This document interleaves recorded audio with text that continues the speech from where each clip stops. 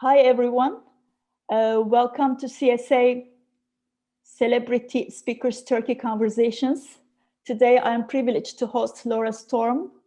She's an international keynote speaker, author, advising global leaders on sustainability and building impact in purpose-driven organizations. She is the co-author of the book Regenerative Leadership, and she has been awarded with the title World Changer by Greenpeace and selected by the World Economic Forum as a young global leader. Her book is a combination of some theoretical frameworks, case studies, tools, and practices. As far as I know, she also is very much in charge of her inner sustainability in line with the outer sustainability holistically. Welcome, Laura, to the conversation today. And I'm so pleased to just have you tonight here on the screen. And I actually want to start with an interesting question. Probably everybody will be very curious to learn about. What does a regenerative future mean to you and to all of us, especially during those challenging times? Thank you so much, Gamze. I'm looking forward to our conversation. So a regenerative future, the vision for a regenerative future is one where we live in tune with our inner and outer ecosystems, where we don't exploit both or either our inner or our outer ecosystems, but we have respect for both, where regeneration means to or regenerate means to revitalize, to restore, to replenish. And that's really what we need now more than ever. We are living through the sixth mass extinction. We lose between 600 and 1,200 species a day. We are living in the midst of climate systems collapsing. We have more plastic in our oceans than marine life soon in 2050. And I mean, I could go on, but the thing is that our inner ecosystems are depleted as well. And if we don't address both in an interconnected systems thinking way, we will never succeed going on a more regenerative trajectory. So we need to regain balance, and we need to include ourselves in that mix. So I have worked in the field of sustainability for decades now. And the focus is often very much on technologies to be scaled or financial mechanisms or political frameworks. And those things are incredibly important and they're fundamental in a sustainable transition. But we are leaving ourselves out of that question, and we need to bring our own health and well-being into the mixture as well, because people that are stressed out of their mind will never succeed building more thriving communities and societies, organizations, families, schools, etc. So we need a framework that is not silo-based, where we, for example, only focus on a circular economy and that is only one little corner of a sustainable regenerative transition. We need that whole system lens when we are addressing the future of our organizations and of our societies. Mm-hmm. So together with my co-author Giles Hodgins, who have also been long in the field of sustainability and has for a long time studied what can leaders and organizations learn from nature's living systems. And in our book, Regenerative Leadership, we are weaving together a DNA framework for how to lead and how to build thriving organizations geared for the 21st century. And regenerative organizations are organizations that have an inbuilt resiliency. And actually, we have witnessed that the organizations that we are familiar with are applying a regenerative mindset, or organizations we are working with actively at the moment. They are actually thriving going through the COVID-19 pandemic. Mm-hmm. So, and when you are an organization that is still having a design from the 20th century, one of rigid mechanistic hierarchies, where there's a lot of fear infused in the organizational culture, a lot of toxicity, a lot of stress, those organizations are to a greater extent suffering right now, because when a systemic shock is happening to a system, that is when it gets tested to its resiliency. So is it able to quickly regain its balance? Or is it slowly but surely collapsing, or maybe collapsing immediately? We have seen, for example, an industry like the fast fashion sector is really, really struggling and bleeding money going through this pandemic, because they don't have this inbuilt resiliency into their value chain and into their operations. So that is what regenerative business is all about. How can we restore, replenish both our inner ecosystems and our outer ecosystems, and constantly having an oscillating focus on both, because it's not just the outer or just the inner that is important. It's the importance for leaders of the 21st century is to build whole, thriving systems where they take everything into account.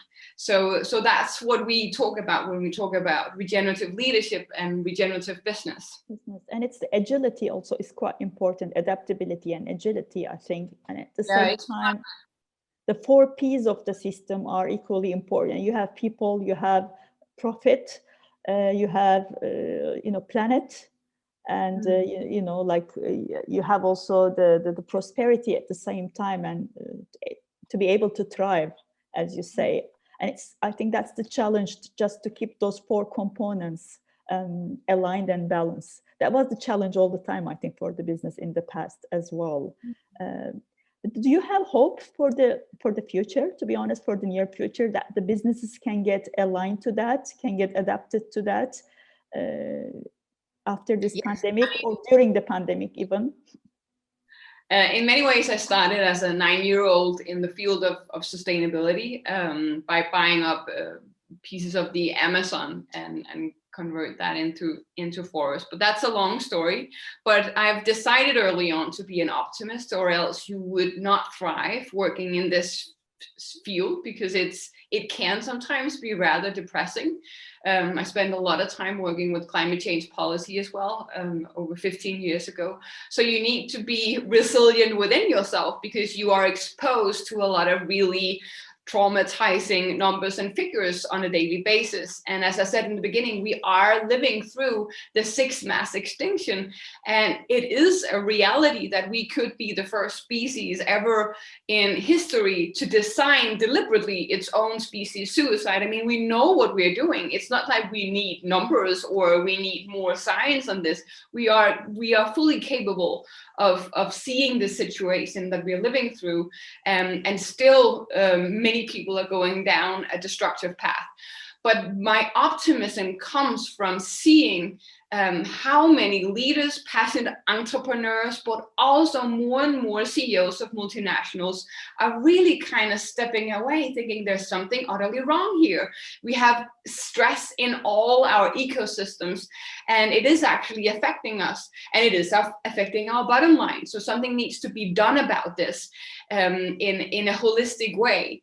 And I mean, in many ways, and I know this can be a bit absurd to mention maybe, but in many ways, the COVID-19 pandemic is a blessing if we dare look at it that way. This is a drill, and this is an example of a systemic shock that leaders and organizations of this century has to understand how to navigate.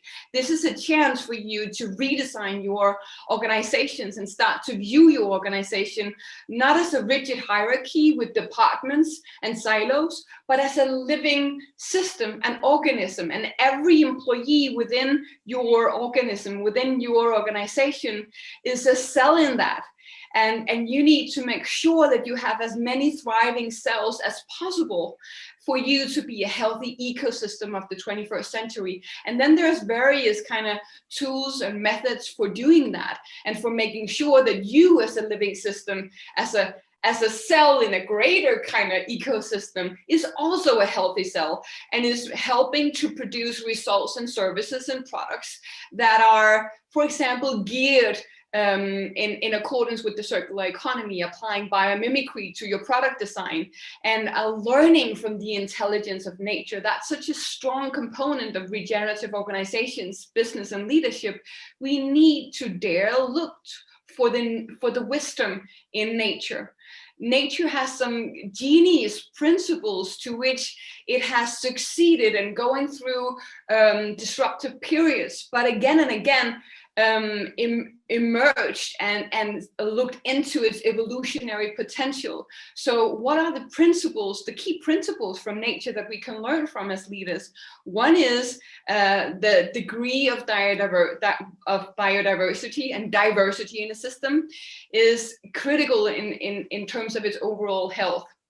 Another thing is that it's absolutely critical for the interconnected relationships within an ecosystem to be really, really strong and have great feedback loops. So the poorer the signals get, the poorer the communication get, the poorer the relationships get, the poorer the overall health of the living system of the organization is. There are so many examples we can tap into when we start to study, okay, how does living systems in nature actually thrive? And how can we apply those principles into our organizational design and into our leadership? Of course, we need to match that with adult development psychology and sociology, because we are not, for example, ants. We are humans. Human beings are a superorganism, but we can't translate one-to-one the behavior of ants or bees or a fish, because we are messy human beings. So we need that understanding as well. And that's why the framework for regenerative business that Giles Hutchins and I have co-created is drawing on fields from everything from economy, physics to sociology, psychology, anthropology. We need an interconnected framework to address a systemic crisis, and therefore we need to learn from multiple fields and connect the dots, really, right? And connect the pieces of the greater puzzle. So the regenerative business DNA framework is doing exactly that, and is offering key DNA strands that regenerative leaders ought to apply into their leadership and into their organizational development. That's really interesting, and it actually teaches us, and that will teach us how to, I think, be more interconnected in every way, to be more multidisciplinary in terms of the learning, not only depend on one field or one topic, but just benefit from all corners and all different, I think, disciplines. I have a personal question. I think everybody would be very curious to learn about that. As individuals, as ordinary people, living on the planet, doing things in different businesses and companies, how can we contribute to the circularity, to the circular economy of the planet in our corners, in our humble corners, basically? A couple of maybe suggestions would be very helpful. Again, it's important to think of yourself as a mini ecosystem, right? So how would you describe your own health within your ecosystem? And how would you describe the actions that you are taking on a daily basis? So we are all constantly creating ripple effects around us, right? It can be a simple thing like a smile when we pass a stranger, our grocery shopping, how we treat our colleagues, our partners, what kind of relationships we are able to build in our own lives. Everything creates ripple effects, often much further than we can imagine. So it actually does matter what you buy when you're out in the supermarket. It actually does matter what kind of clothes you wear. Your attitude to everything is such an important piece in the bigger puzzle. We are all cells in the bigger organism that is going through and has to go through a transformation. So we are all playing such a vital role, and the way we talk about this is so important. It's important that we have that understanding that everything we do creates the ripple effects. So ask yourself every time you lay down your head on the pillow in the night, was I a regenerator today? Did I restore, replenish my inner and outer ecosystems? Did I play a positive role in a transformation towards a better future? Or was I maybe playing out a story from the past of a fear-based mindset, going in scarcity mode, being afraid of losing an opportunity, or replicating the same answer the ancestors have given, isn't it? The same answer. What we have today. I think every time we just make a decision that will be important, as you say, even when you open the window, when you close the window, when you just put the AC on, off the AC on, like you buy or you don't buy it, isn't it? The utilization and the lifespan of things we buy even are very much connected to this. Yeah. But it's a very large topic, and I'm sure that in your future talks and webinars, you have lots to communicate to the audience. Yes, I would love to help share the regenerative business DNA for leaders to start and implement that into their organizations. Okay.